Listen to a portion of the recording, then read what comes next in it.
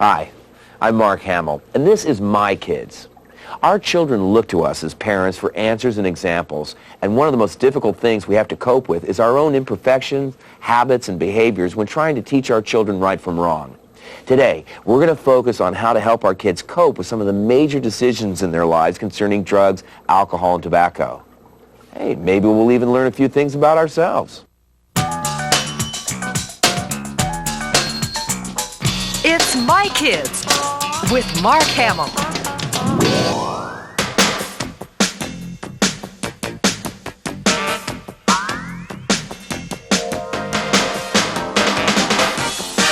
My Kids, a parent's guide for the next generation.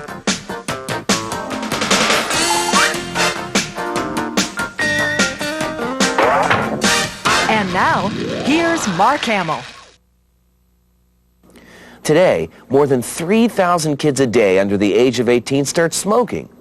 And despite advertising to the contrary, there's no safe way to use tobacco. Cigars, pipes, low-tar cigarettes, and smokeless tobacco are all health risks. And yet tobacco use has risen over the last few years. The question is, why? And what can we, as parents, do about it? It's a complicated world we live in. It's not easy being a teenager. And it's not easy being a parent to one. Our children are faced with temptation at every turn. It's easy to feel powerless to help. But we have to. Raising a happy, healthy child is the most important job most of us will ever have. It's rewarding, but it can also be difficult. Often it's hard to know where to turn for help. The question is, how do we encourage our teens to make the right decisions? How do we provide instruction without alienating them? And how can we insulate them from harmful influences? Those are important questions, and they're questions that almost all parents will have to answer sooner or later. These days, everyone knows that smoking is bad for you, but it continues to go on. More kids start every day. Why? A lot of parents smoke themselves. Does that make you a hypocrite if you don't want your children to smoke, even though you do? Not at all. It's important to be honest. Let them know about your addiction. In other words, share your experiences with your teens. If you made mistakes with tobacco, drugs, and alcohol, own up to them and make a case for your kids not making the same mistakes. Some consider it a social activity, even a rite of passage. Slick marketing campaigns tell us it's cool, it's hip, it's in. What the ads and images don't tell us is that smoking is the #1 preventable cause of death in this country. You may get cancer, but I doubt you'll get the truth from cigarette companies. They keep saying you can't get hooked on cigarettes, even though many smokers who lose their vocal cords can't quit. I'm Janet Sack. I was a model in cigarette ads, and I convinced many young people to smoke. I hope I could convince you not to. Teen smoking rates are as high now as they were 20 years ago. Overall, the number of young tobacco users is alarmingly high. In 1997, 48% of high school males and 36% of high school females use some form of tobacco, either cigarettes, cigars, snuff, or chewing tobacco. Kids start smoking, why do we start doing anything? We get tempted, someone introduces it to us, someone suggests it would be fun, it would be an adventure. It's a rebelliousness, it's a curiosity. A lot of times with kids, it's an impulsive thing. They just get in a situation and someone else is doing it and they do it. In some Latin American cultures, a child lighting an adult's cigarette is seen as a sign of respect, and elsewhere, it's thought of as a harmless phase. The truth is, it's neither. The truth is that smoking may be a stepping stone to other risky behavior and shouldn't be taken lightly. The road to adulthood is hardly a smooth one. It's filled with temptation. To understand why teens smoke, it's important to understand their thoughts and feelings. Being a singer from the time I was a little kid, I never wanted to smoke because, of what I thought it would do to my voice. And I had, I was really one of the lucky ones. I had music, and that got me high. I had friends who who abused various substances. And I could be friendly with them on a certain level and still kind of wish that they didn't do that. But it really didn't affect us coexisting in certain circumstances. But I never felt comfortable being at a party or in a situation where there was too much stuff going on like that. It was never comfortable for me. So how I dealt with it mostly was to remove myself from those kind of circumstances. Understanding your kids' feelings might be tough. A lot of parents think their children won't listen. It's a communication breakdown. But getting through to your teen doesn't require sophisticated skills or a PhD. It just takes trying. It takes a serious commitment to helping them build their inner resources, their self-esteem, their confidence. And those resources help them resist risky behavior. Teenagers can expect fewer observable physical problems from smoking, which is part of the problem with teenagers. They're not aware that they're having a problem with it right away. Eventually they'll have the same problems. Initially going to be a loss of functional capacity, a loss of ability to exert themselves, engage in strenuous physical activity. If a teenager is an asthmatic, they'll find that their asthma is flaring more frequently and they'll become ill more often. They may wind up in the hospital sooner, and eventually there's a higher risk, well-known risk of cancer as well. Are medical statistics going to keep our youth away from tobacco? Don't count on it. You'll have to do it by connecting with them in a way that counts. Let them know smoking stains your teeth. It ages your face. No one looks good with yellow teeth. To parents who catch their kids smoking, I would say take the situation seriously but don't overreact. I would use this as an opportunity to reinforce your convictions about smoking, that it's dangerous and that it's just not to be allowed in the home. And if one or both parents smoke, I would say that's a great opportunity to make that commitment to stop smoking. Our goals are to use powerful, effective prevention programs that we know work. And what our agency does is we're responsible for then getting it out, field testing it with diverse populations, seeing if it still works, they still work, and then getting it out to the public. Fashion magazines are pushing cigar chic every other issue. And on-screen smoking in the movies goes back literally decades. Children still see it as being cool and end up emulating celebrity behavior. But remember, that doesn't mean parents are powerless to change things. An informed, active parent has all the power they need. How to stay informed? Keep up with resources that can help. In this case, resources available from the government, like the CDC Tobacco Information and Prevention source page, or TIPS. It's located on the internet at www.cdc.gov/tobacco. Or take a look at the Center for Substance Abuse Prevention's webpage at www.health.org. Both sites help you connect with information on how best to quit. Fighting media and peer pressure isn't easy. When My Kids returns, Corey James will explore some of the tactics that can help keep your kids drug and alcohol free.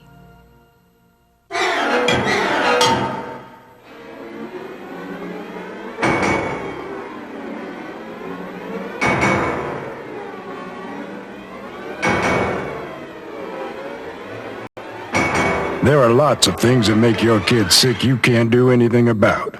And then there's one you can.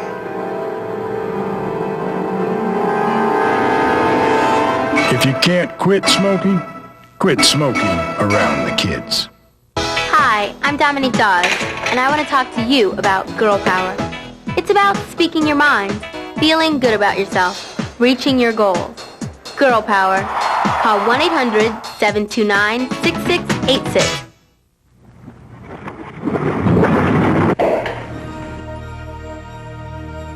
More than $100 million are spent every year advertising smokeless tobacco. Endorsements from sports celebrities have helped widen its appeal among young men especially, and turn it into a $1 trillion a year industry. Since it's chewed rather than smoked, a number of young people think it's a safe alternative to cigarettes, at least short term. Well, the truth is, it's not. Teens today are bombarded with media messages that make smoking, drinking, spit tobacco, and drug use appear to be a normal or even glamorous part of everyday life. Tobacco and alcohol companies spend millions of dollars a day in advertising. Much of their pitch is targeted to young people. And that advertising is working. Every day, 3,000 young people become regular smokers, and many others begin to use spit tobacco. And in the past month alone, 1 in 6 young people between the ages of 12 and 17 drank alcohol. And it's not just the legal substances that concern us as parents. Today, nearly 1 in 3 10th graders admits to using marijuana at least once a month. It's important to understand that behind each of these figures is the life of a child, a son, a daughter. A life that's full of promise, achievement, and possibility. A life that is more important than any statistic. There's a lot less attention paid to kids, frankly. It's the bottom line. And it's so much easier for kids to fall into patterns of behavior that are less than healthy for them because the parents don't realize it until it's too late because they're busy doing 9 million things. The truth is that kids are falling through the cracks a lot more easily because of the nature of our society right now. Fortunately, there's a lot that parents can do. We're the first and last line of defense. Several national organizations and government agencies are working hard to help us protect our youth and help eliminate the barrage of pro-tobacco, alcohol, and drug messages in the entertainment industry. We work directly with producers and directors of films and TV shows when they have a smoking-related script in development. Another example, we're working with the National Institutes of Health and with the Entertainment Industries Council on the PRISM Awards, and these are given each year to entertainment media that show accurate depictions of tobacco, alcohol, and drug use. Make it realistic and don't just put it in as a prop. I know of so many directors, video directors and film directors that just think that it looks cool and it'll make their scene that much more interesting. I'm sorry, those days are far over. I think in that way you have to take more of a responsibility for what's right. AdSmarts and MediaSharp are examples of the kind of powerful tools available to modern parents. MediaSharp focuses on helping young people become savvy consumers of media, whether it's advertising or entertainment or news. We want young people to be able to analyze what they see, to be able to deconstruct messages, especially ones that might be unhealthy. But equally important, we want young people to take full advantage of the media, to get information and to construct their own messages. Literacy in today's media-driven society means more than knowing how to read, write, and do arithmetic. It means being media literate, whether through movies, music, TV shows, or advertisements. While media is a powerful influence, parents can learn to capitalize on it as a way to communicate with their teens. Watching TV and movies together can often launch interesting discussions that aren't confrontational. Programs like MediaSharp and AdSmarts are effective tools that can be used at home and in schools. Take a look at the Center for Media Literacy site on the Internet. It's a great source for basic information on media literacy. And it offers an important list of recommended books and videos that can help you and your children learn how to view advertising with a critical eye. More and more young people are starting to smoke, drink, and use drugs, and at younger ages. As parents, we need to ask ourselves why. What are the reasons? And what can we do to make a difference? It's important for parents to understand the stage of development that teens are going through. This is the time of life when young people shape their self-image, and that self-image is based on interaction with their peers and with the culture that surrounds them. This is the time of life when there is a single overriding desire, the desire to fit in, to be accepted. And that desire often leads to experimentation. I started drinking when I was about 13. It was my 13th birthday, and my oldest sister took me out. From there, it escalated into drugs. Marijuana use is up, especially among 12 to 17-year-olds. As a matter of fact, its use has more than doubled since 1992. And according to surveys, the perception of its harm has declined. Today, special interest groups publicly advocate the legalization of marijuana for medical purposes. But the fact remains that terminally ill patients are just about the only ones for whom the drug is safe. Pop culture continues to glamorize the drug, and that message is reaching our youth. Is marijuana hip? Cool? That's the message in a lot of today's media. But it's a deceptive message. The reality of smoking marijuana, mood swings, slowed thinking, weight gain, memory problems, and lack of motivation.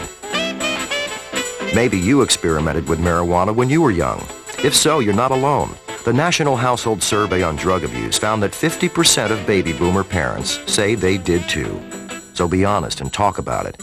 Help your children understand how they can avoid making the same mistakes that you did. The main reason for youth not to use drugs is the relationship with their parents, and that their parents don't want them to use. And this is a very important and critical message that we get out to all parents in this country, that you can make a difference. Teens who have a strong, caring relationship with their parents are usually not the ones who experiment with drugs. But just how do you establish a relationship like that with your children? We try to, my wife and I, give him the feeling that he is someone, express to him that he is someone, that he's very important, and not allow everyone else to dictate what he's going to do, because he has a mind of his own. And along with showing him support, love, and becoming involved in his activities. You know, I knew a lot of people that was involved with drugs and alcohol. But my parents, they gave me a great foundation as a child, and they instilled in me, values that I don't need to, succumb to peer pressure. I had a mind of my own, that I should make my own decisions. And I just continue to say no. It might sound strange, but get to know your children. Make sure you recognize their individuality and help them feel loved and accepted for who they are. Other suggestions? Be physically present at home at key times for key events. When you're not with them, make an effort to know where they are and whom they're with. Studies invariably show that a strong participation in school by both youngsters and their parents boosts a child's chances for success. This is an ongoing need that should start early and essentially never end. More than 100,000 people die each year as a result of drinking alcohol, and a full quarter of those deaths come from a single source, drunk driving. Here's another sobering statistic. Alcohol is involved in more than 10,000 murders a year, and while the link between alcohol and violence is common knowledge, a lot of people don't know the real scope of the problem. With numbers like that, it's easy to see the size of the problem parents face. Like smoking, alcohol abuse and its health consequences are entirely preventable. The key, however, is creating a dialogue with your kids, one that addresses the issue and offers positive, realistic solutions. SAMHSA, the Substance Abuse and Mental Health Administration, offers a number of excellent websites aimed at helping parents and teenagers deal with alcohol and substance abuse. Two of the most important are the National Clearinghouse for Alcohol and Drug Information at www.health.org and the agency's homepage at www.samhsa.gov. At both sites, parents can find up-to-date resources on alcohol, tobacco, and drug problems, contact information, and prevention tips. If you drink alcohol yourself, then it's important to reinforce the proper message within your family. Here are some tips. When you drink, do it in moderation, and don't involve your children in your drinking by having them mix beverages or by asking them to get you a beer. When possible, point out examples of irresponsible drinking, whether in real life or on TV. Point out the consequences and be sure to balance control with love. Older children especially need to be aware of the possible results of intoxication. Let them know blackouts, memory loss, physical injury, and auto accidents are just the tip of the iceberg. Teaching your children is a big job, but the results are important. And try to be flexible. Remember that kids may have an easier time talking about sensitive issues to adults who aren't their parents. Try to provide a supporting framework where that can happen. Coordinate with relatives, teachers, and friends, for example. And be aware of the kind of example you provide. Remember that you're the single most powerful influence in your child's life. Instead of automatically reaching for that evening drink, try setting aside a few minutes instead to talk about real-life problems that have occurred over the course of the day. Discuss how these problems can be handled. Ask your teens for their suggestions. Involve them. It helps build problem-solving skills, skills that will help both of you resist the temptation to turn to alcohol and drugs.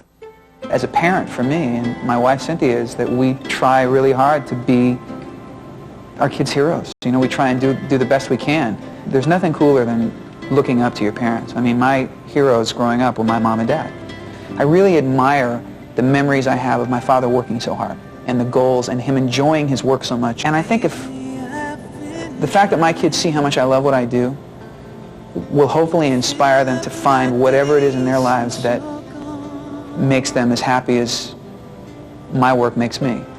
I really wanted to quit doing drugs when my family stopped talking to me. They had to kind of give me tough love. I had a best friend that I lived with. It was my best friend since I was 12 years old, and he left, and he won't talk to me now. He got sick of watching me pretty much just like destroy my inner spirit. Keeping the lines of communication open, your teenager. Join Corey James as he examines the many avenues available to parents. Next on My Kids. Hi, I'm Dominique Dawes, and I want to talk to you about girl power. Girl power and drugs just don't mix. So be smart, stay away from drugs, and work hard. It pays off. Call 1-800-729-6686. You might not know it, but marijuana use among 8th graders has doubled over the last few years. The bottom line, kids who use marijuana are more likely to move on to other harder drugs, drugs like cocaine or heroin. Young people who use drugs are more likely to be the victims of violence, engage in unprotected sex, and fail in school. Clearly, drug abuse is one of the single most important issues facing parents today, and it's an issue that doesn't care about race, class, or religion. Young people want to imitate adults. It's all about being grown up. Being grown up means freedom. Being grown up means making your own decisions. The fact that young people want to imitate adults is one of our biggest advantages. I try to relate to her on her level more, and I think that's probably why we get along so well and we're able to talk. In many cases, giving children more independence can actually help deter them from using alcohol, tobacco, and illicit drugs. Why? Well, because the independence they gain often makes them feel grown up enough not to experiment with alcohol, drugs, and tobacco. The single best thing you can do to help your children is to simply talk to them and listen. Here's a quiz. Try to pick the best response to this situation. You've discovered a pack of cigarettes that seem to belong to your son. What do you do? 1, let it slide this time. Number 2, ground him for smoking. Number 3, take the opportunity to discuss both of your feelings about smoking. Well, obviously, the third option creates a world of possibilities, and most importantly, opens up a dialogue between the two of you, something the other choices just won't do. When you're talking to him, don't rely on scare tactics. That rarely works. Instead, help him build resistance to temptation and arm him with information. When you're talking to your teens, make sure your message is credible. Don't tell young people that everyone who drinks becomes an alcoholic, or that anyone who does drugs is automatically bad, or that smoking and drinking are prevalent among young kids today. In fact, most teens don't smoke or drink. If they see any evidence to the contrary, your message will have lost its credibility. When you have a consistency in years and years of being open and honest and telling them the truth and telling them about stuff, even if it's a little bit scary, they come to have a security of when Dad tells me something, it's the real deal. Even when it comes to tough stuff like alcohol abuse and drug abuse and what happens to cancer patients from smoking too much, all those things, they know that I'm not sugarcoating it or turning it into a fairy tale. They know that what I'm telling them is straight up. We start talking to children the day they're born. If we don't do this, we're not going to likely talk to them the day they turn 13, 14, 15. We must start early. Learn the signs of alcohol and drug use and be alert for changes in a child's behavior or appearance. Some signs to look for: withdrawal, isolation, depression and fatigue, aggressive and rebellious behavior, the deterioration of family relationships, a change in the circle of friends they associate with, loss of interest in hobbies or sports, and the physical signs like evidence of drugs and paraphernalia, pipes, rolling papers, medicine bottles, eye drops, and lighters. Or physical changes in the young person: red eyes, coughing, wheezing, bags under the eyes, and frequent sore throats, when not caused by colds, can all be warnings. But what if it's a crisis? What if your teen seems to actively be under the influence of a drug today, right now? Well, what then? You wouldn't want to get into a hostile confrontation with someone who can be extremely paranoid and hostile and aggressive at that time. So it may be better to, wait.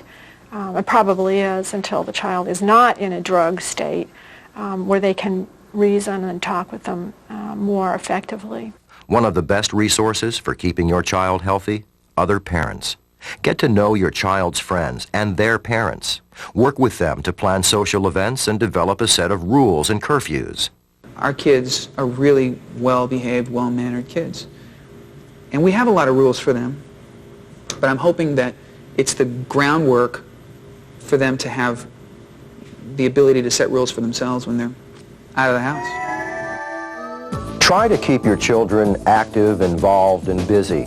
Research has shown that when teens are unsupervised or have too little to do, they're more likely to experiment with drugs, alcohol, and tobacco. Design activities. Investigate alternatives, like the Center for Substance Abuse Prevention's Positive Activities campaign.